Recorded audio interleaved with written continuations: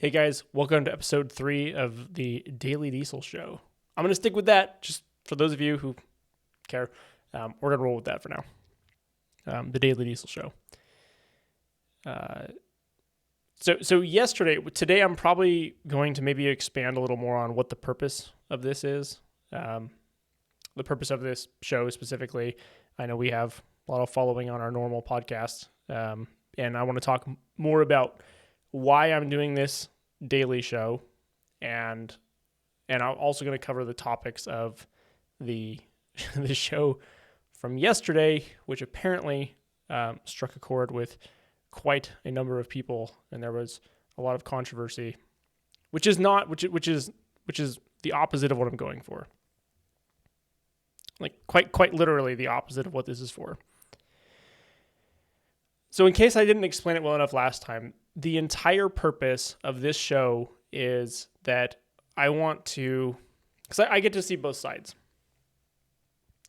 I get to see a lot of the consumer interaction with the shop or the company that offers the components that you want to buy. So whether you're buying from a retail store, an online store, or you're bringing your truck to be repaired, which are two very different things, but we see both sides of it because we have a online store that offers parts and tuning, and we also have a repair shop. And they're like basically completely separate. And I don't know the shop side as well. Like I definitely see it, but that's not what I spend my time doing. I run our online store and our tuning department. What I saw yesterday, I think it was good from both sides, like people that want to express themselves from a shop standpoint, and then people that want to express themselves from a consumer standpoint. And I get both sides, and so what the purpose of this is to try to bridge that gap and bring these two viewpoints together, or at least understand like why the differential exists. And that's sort of the point of this whole show. And maybe all of it won't be, but at least for now it is. And I know that the commentary at the beginning of this probably isn't what you're looking for, but it's important to set up the reason why I'm going to get into the things I'm going to get into. So on YouTube, the comments, there was one guy that expressed that he wishes that shops would, it's frustrating that shops don't offer the ability for you to bring your components yourself, and he's willing to accept that there will be no warranty on that. And I don't really want to repeat myself from yesterday. And so go back to yesterday's if you are curious, but it's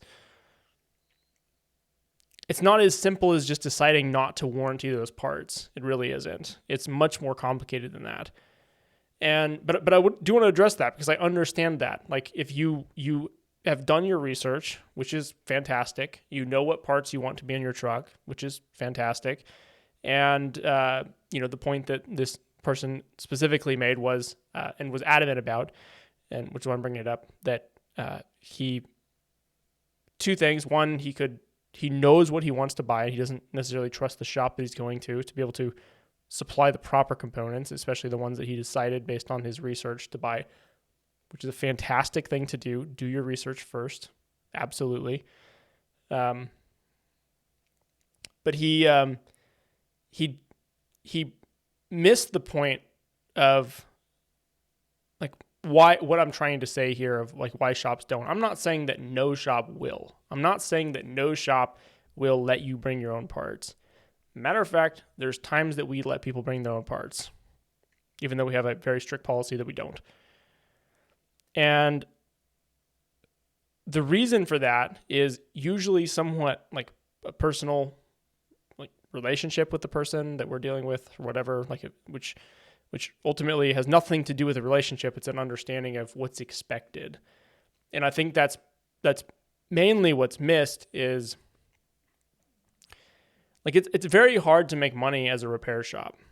It's not simple. Like, I know that it's expensive for you to take your vehicle to a shop, and they're going to charge you 80 to whatever, $150 an hour, whatever it may be. And that's a lot of money. And I know that there's a lot of shops that are like really terrible at repairing vehicles. But that isn't the standard. And I think, and we'll work through this, like hopefully over the next like several weeks of this show, we can kind of break this down a little bit better. I will try to put like more time into planning this. What's missed is the shop, the auto repair shop has to be able to build like policies and procedures for the employees that work there to follow. And if you don't have them, it's a mess. Like they have to exist. We have to have like qualifying reasons why you would answer questions certain ways or offer services or not, and what you would charge for them. And then you would also have to follow them completely and be able to train people to do that. So like one example is like I run our whole online store. Right now there's only 3 of us that do this. And I do all our podcasts, I do our videos, I post most things. And that's like a lot of work, and a lot of that is because like I honestly don't want to have to implement direct policies to employees, because I think that, you know, based on my experience with this, like I know how to usually work to a good answer, and that isn't always true. Like a lot of times maybe there would be a better person for the job, but there's limits to what I can do, and there's also limits to what I will allow like someone else to not be able to give an accurate answer to a question. And so from a shop standpoint, like if you're going to be profitable, typically the most repair shops are owned by like someone who's a very competent mechanic.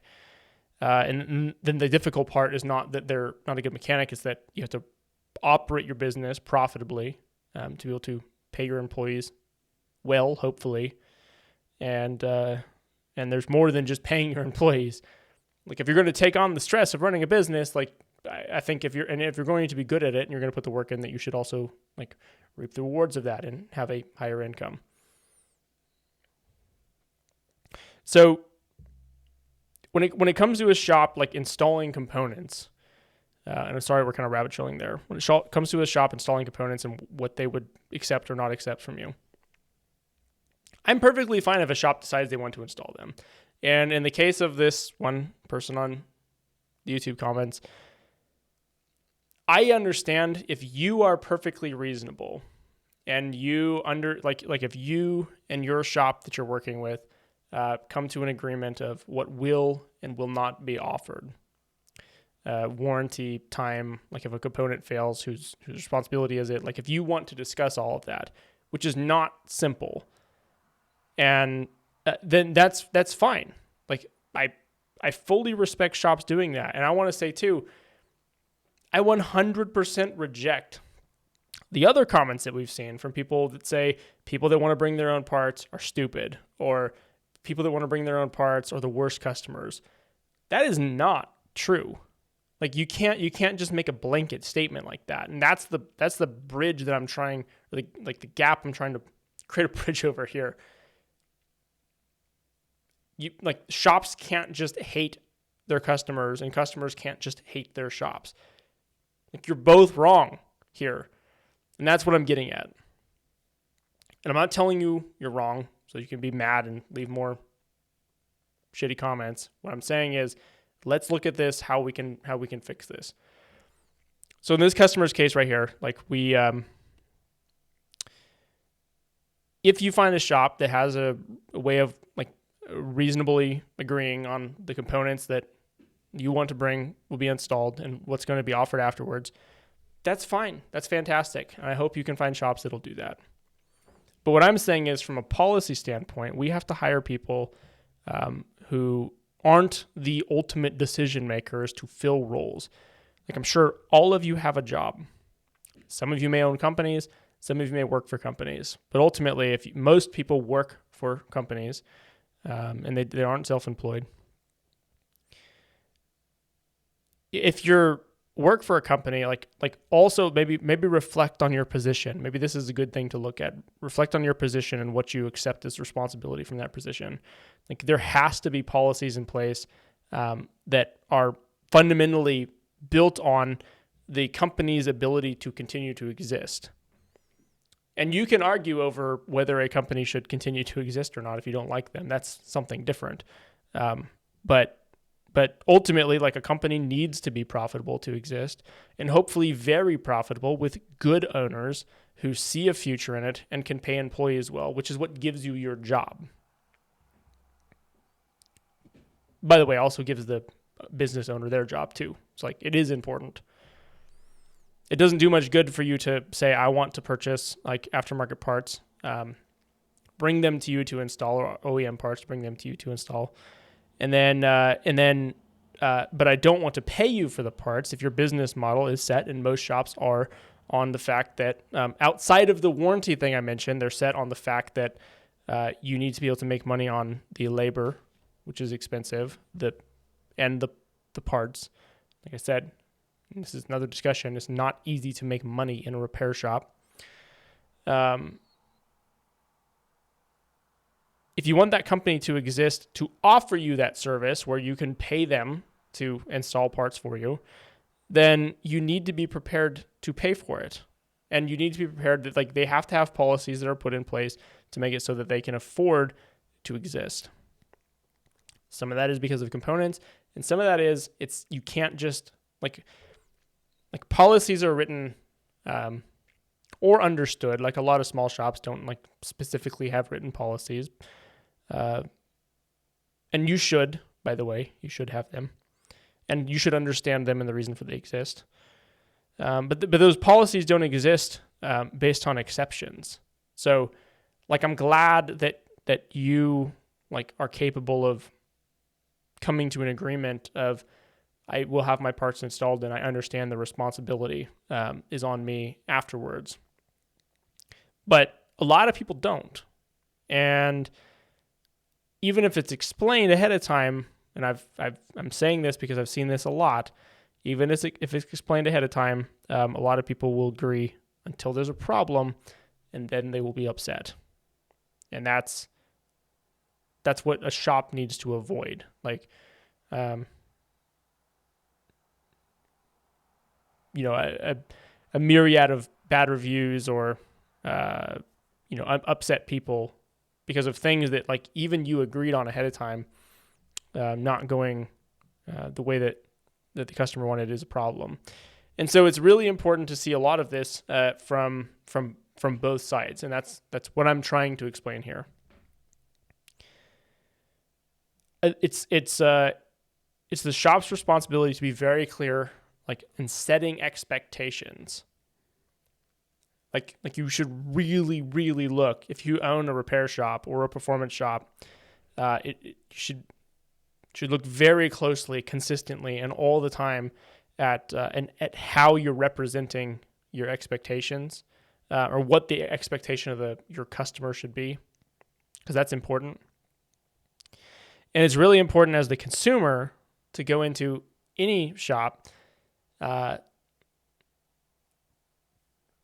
prepared to ask questions if you need to about, like, why policies exist.